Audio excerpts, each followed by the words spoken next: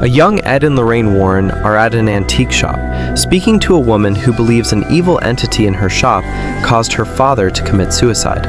Lorraine, who is very pregnant, goes into the back of the shop and sees a mirror with 3 faces carved on it that is believed to be the source of the evil.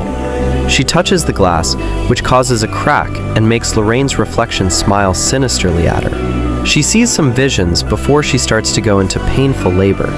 Ed rushes Lorraine to the hospital, where the doctors frantically work to get her baby out. Lorraine sees visions of the mirror entity around the room, trying to get to her. After a while, the baby appears to be stillborn. Lorraine cries and asks to hold her baby. She and Ed start desperately praying until the baby starts crying. Relieved, Lorraine tells the doctors the baby is named Judy. A brief montage shows Ed and Lorraine raising Judy. As a child, she runs to Lorraine scared about seeing spirits in the house. Lorraine teaches her the Lucy Locket rhyme as a way to help her ward off evil forces.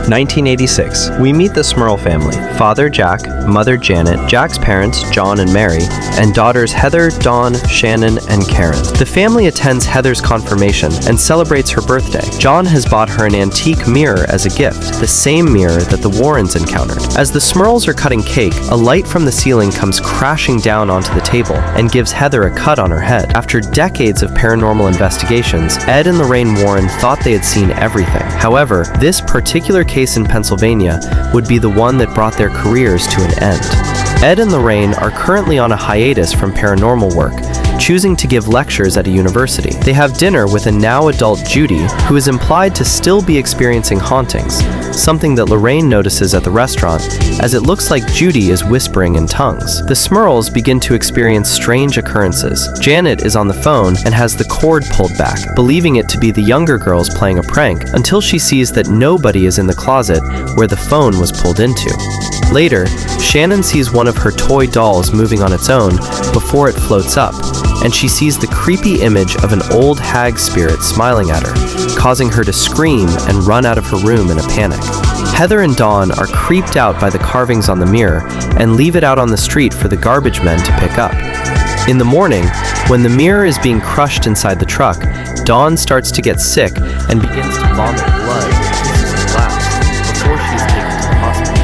Ed is seeing his doctor, who warns him about his health and his risk of having another heart attack. He later goes back to the house, where Lorraine is hosting a birthday party for him.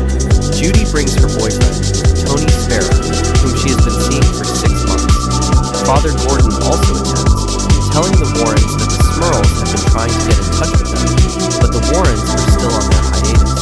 Judy has been experiencing visions like her mother, being haunted by Annabelle and the creepy hag that appeared before Shannon. Later, Tony approaches Ed and Lorraine to ask for their blessing to ask Judy to marry him. While Lorraine is thrilled, Ed is less on board, thinking it's too early. However, Judy sees the ring, and Ed allows Tony to go ahead and propose, which Judy happily accepts.